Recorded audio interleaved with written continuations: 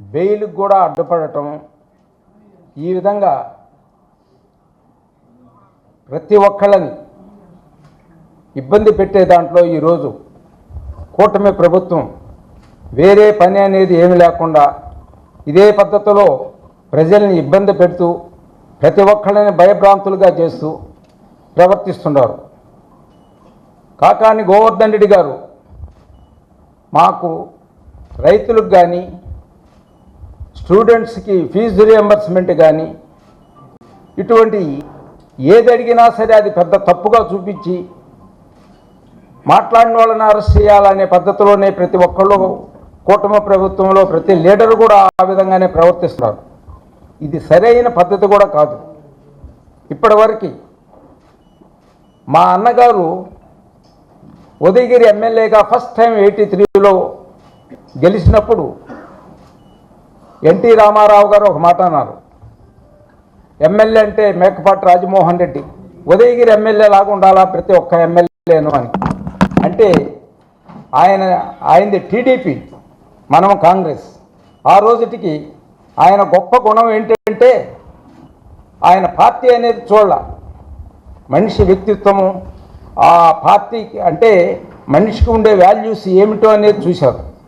ఈరోజు మనిషికి ఎంత వాల్యూ ఉన్నా సరే వాడిని ఏ విధంగా ఇబ్బంది పెట్టాలనే పద్ధతిలో ఉండాలే కానీ చంద్రబాబు నాయుడు గారు మేనిఫెస్టో అనేది ఒకటి చెప్పి ఆ మేనిఫెస్టోతోటి ప్రతి ఒక్కరిని నమ్మించి అందరినీ మోసగించి గవర్నమెంట్ ఫామ్ చేసుకున్నాడు.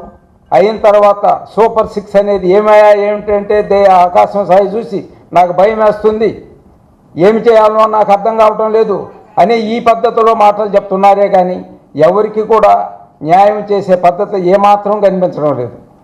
అంటే దీన్ని బట్టి మోసం చేయటం ఒక్కటే చంద్రబాబు నాయుడు గారికి తెలిసింది.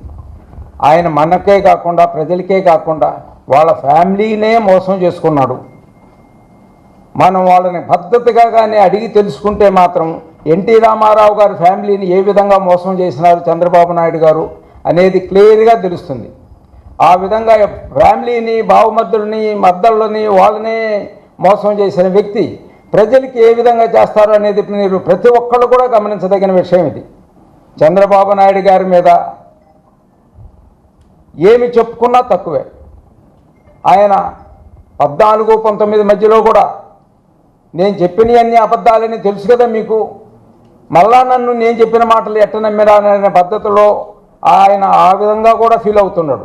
అయితే ఆయన చెప్పిన మాటలు ప్రతి ఒక్కటి కూడా మనం ఎవరం కూడా ఏదో మనిషి మారి ఉంటాడు, ఖచ్చితంగా మనకు మేలు చేస్తాడు అని ఆయన మేనిఫెస్టో నమ్మి ఆయన్ని గెలిపించి ఆయన్ని ముఖ్యమంత్రి పనులు ఆయన ఎవరిని ఏ విధంగా ఇబ్బందులు పెట్టినారు, ఎవరిని ఏ విధంగా హింసించినారు అనేది ప్రతి ఒక్కరికి తెలిసిన విషయమే. ఆయన నైజం తెలిసి కూడా మనం ఆయన చెప్పిన మాటలను నమ్మి చంద్రబాబు నాయుడిని మళ్ళా మనం ముఖ్యమంత్రిగా చేసుకోవటం అనేది మనం చేసుకున్న తప్పు. కాబట్టి ఈ 4 సంవత్సరాలు మాత్రం ఆయన చేసే ప్రతి పనికి శిక్ష అనుభవించాల్సిందే. తర్వాత ఈరోజు ఎలక్షన్లు పెట్టినా కూడా జగన్మోహన్ రెడ్డి గారు అనుకున్నట్టు 175కి 175 సీట్లు ఇచ్చేదానికి ప్రజలు రెడీగా ఉండారు. దాంట్లో ఏమాత్రం సందేహం లేదు. ఖచ్చితంగా జగన్మోహన్ రెడ్డి గారు వస్తారు. తర్వాత దానికి వడ్డీతో సహా కూటమి ప్రభుత్వం చెల్లించుకోవాల్సిందే. అది గమనించి ఇప్పటి నుంచి అయినా సరైన పద్ధతిలో ఉంటారని చెప్పి ఆశిస్తున్నాను నేను.